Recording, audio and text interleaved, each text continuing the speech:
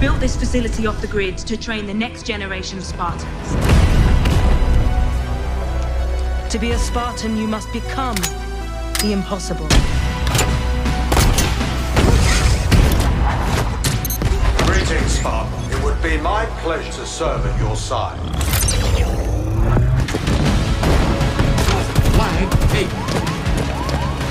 An electric kill.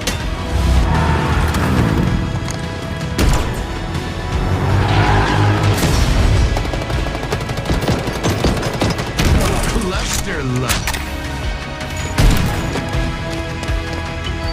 On your feet, Spartan.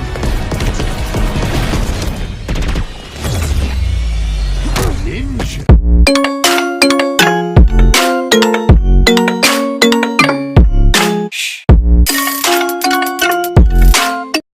I could spend all day talking about what makes Halo Infinite great but not necessarily superb, but when you're in the thick of it, the faults that create that distinction are hard to notice because it's just really fun. While playing, I found myself giggling with murderous glee after successfully wiping an enemy team all on my own, laughing as I nonchalantly chucked a fusion foil and accidentally splattered an unseen player, and roaring support for an ally as they successfully held the line long enough for our team to secure an objective and snatch victory from the jaws of defeat. The experience of playing Halo Infinite is joyful, and what more can you ask for when it comes to a free-to-play online multiplayer shooter? But to reiterate, Halo Infinite isn't without its flaws.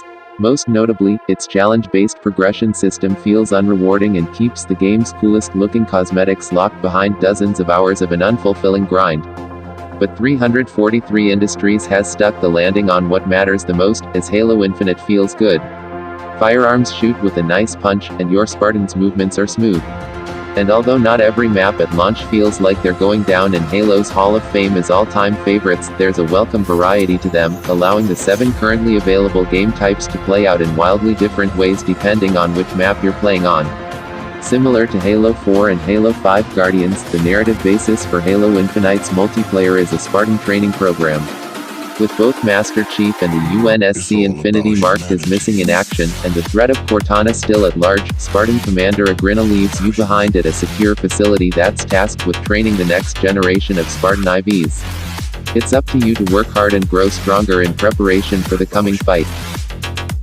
The multiplayer feels like old-school Halo, but tweaked to better fit the modern FPS player base that has fallen in love with shooters that accentuate their solid gunplay with smooth movement and quick-to-deploy abilities. Halo Infinite leans into the traditional rhythm of the series' firefights. It's a dance that will feel familiar to longtime fans, but it also now feels wholly unique in today's shooter climate with the longer time-to-kill rate. Though fights can be ended quickly with the right weapon, or just having vastly superior numbers, most don't on account of each Spartan's rechargeable shield, which divides combat into 2 distinct parts. While shielded, you can take more risks and utilize weapons that take longer to have an immediate payoff, like the plasma pistol, which can be charged to fire a more powerful shot, but when that shield is gone, you're vulnerable and the need to take more evasive maneuvers or pull out a faster hitting weapon, like the fully automatic MA-40 assault rifle, to outpace your opponent's shots, increases. If you can last long enough, your shield will recharge, reverting you back to the first phase. As all players are tied to these constraints, fights are typically less about what weapon you have and more about how you choose to use it.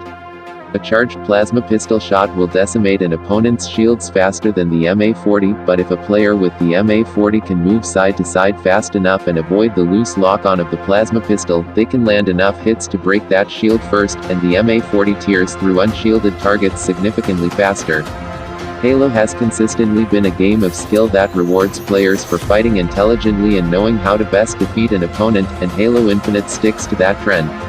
Equipment complements the gunplay, with every piece of equipment being useful in some way, and most being useful in different ways from mode to mode.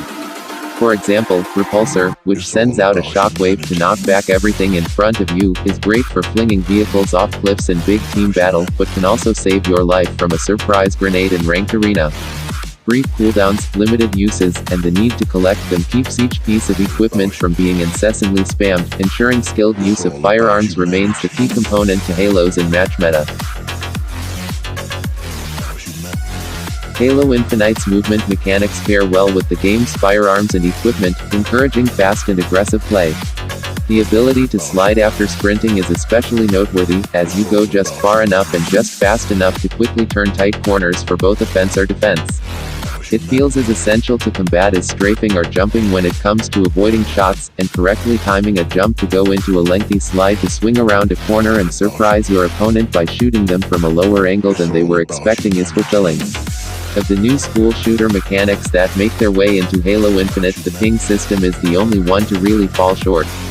Halo's core formula wasn't built with a ping system in mind, and Halo Infinite isn't restructured to address that fact. The ping itself isn't very informative, though it thankfully does tell squadmates how many enemies are at a location. It doesn't provide context when pinging a place on the map. That can make it tricky to discern whether a teammate is saying to go to a spot, defend a spot, or attack a spot. Putting the ping on the D-pad on a controller also makes it hard to use the mechanic in the midst of a fight. Given how many objective-based modes are in Halo Infinite, a ping system is a smart idea for helping teams coordinate their efforts. However, the existing system isn't all that helpful or easy to use, and since so few people use it, players aren't conditioned to take heed of it and largely ignore it when their allies do happen to use it. When you're ready to fight, there are 4 available playlists in Halo Infinite's multiplayer. Bot Boot Camp hosts an assortment of 4v4 modes but set in a PvE setting, allowing new faces to test and improve their skills prior to diving into online matchmaking. Quick Play and Big Team Battle are Halo Infinite's 2 casual online multiplayer playlists. The first includes the game's assortment of 4v4 game types, while the second is 12v12. And finally, Ranked Arena presents competitive variations of what's found in Bot Boot Camp and Quick Play, pushing you to go up against similarly skilled players in attempts to rise in rank.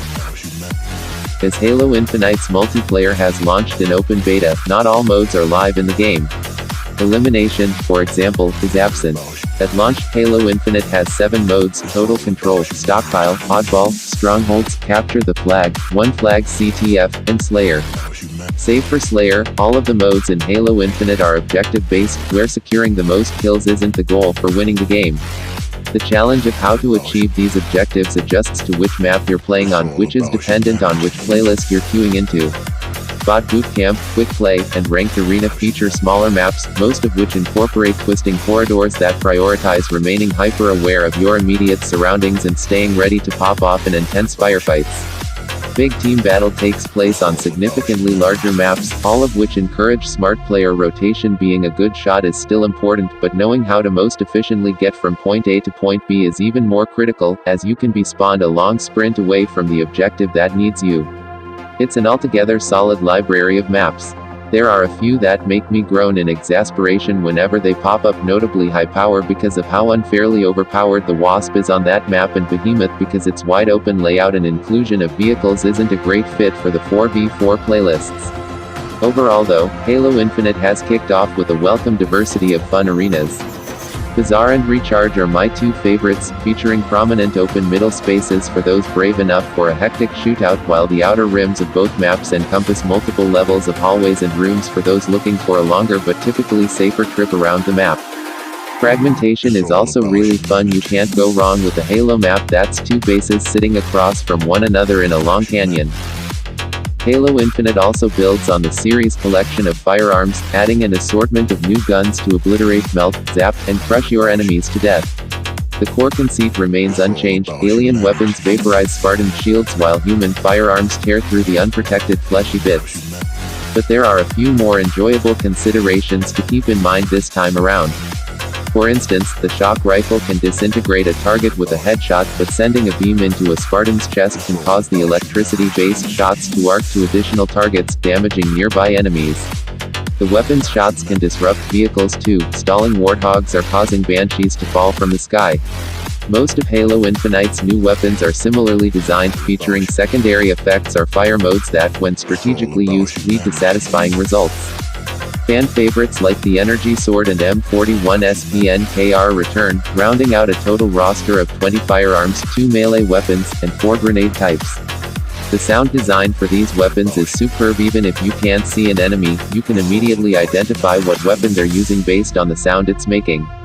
The shots fired from each gun and the appearance of each grenade are also visually distinct, less so for the human weapons, which helps you identify what you're up against in case a louder sound is masking the trademark noises of your foe's weapon. This all helps ensure the outcomes of firefights lean towards skill as opposed to luck. In the few seconds that a fight lasts, visual and auditory cues can tune you into what your foe is using against you, informing how you can respond to beat them. It wouldn't be a Halo game without luck or hilarious misfortune also playing a part, and that's present too. I've had a fight where I won, breathed a sigh of relief, and then a destroyed wasp fell out of the sky and crushed me. These sorts of deaths of comedic misfortune aren't what you'll usually endure though, and for the most part the better player, or just the player who better knew how to use the environment to turn the tables to their advantage, will come out on top.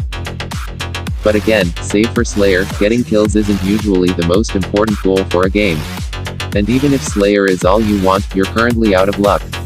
There are no game-type specific playlists in Halo Infinite at launch.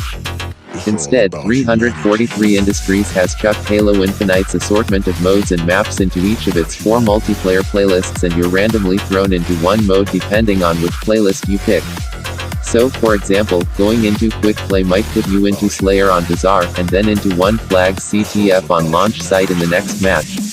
Beyond going into custom games and making your own playlist, there's currently no way to curate what you specifically want to look for beyond whether you want to play 4v4, 12v12, or 4v4 ranked. I can certainly see the appeal of it. Without this format, I doubt my friends and I would have regularly played or even tried many modes beyond Slayer.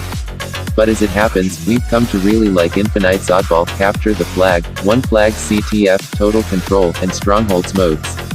This current playlist format ensures that every player gets a healthy dose of every mode. If you've never touched Halo in your life, Infinite is a continuous sample platter to give you a taste of what's on offer, helping you find new favorites to enjoy. There is a downside to this though. You'll notice I didn't mention that my friends and I fell in love with Stockpile. That's because we don't like Stockpile. We don't want to keep playing Stockpile. Lugging each battery across the map is slow, stalling combat as players carry a battery a few feet, toss it forward, and die. And then the next player on the team repeats the process to move the battery a little further. It's essentially a much slower variation of Capture the Flag, and with teams needing to capture 5 batteries to win a round, it can feel like matches are going on for way too long. Halo Infinite is just a better game when players are running around and shooting, not slowly walking around with glowing batteries and being shot to death in seconds. But there's no option to filter out Stockpile. We could just stick to Bot Boot Camp, Quick Play, and Ranked Arena, but that's not a constructive solution, as we still want to play Big Team Battle's other exclusive mode, Total Control. Ultimately, there's no real way around it. Halo Infinite's lack of playlist curation means that you'll occasionally be put into modes that you may not want to play, which can be frustrating, especially if you don't have too much time in your schedule and just want to play what you want to play. A sample platter is a great starter for an evening, but at some point you just want to call over the waiter to put in an order for your favorite meal.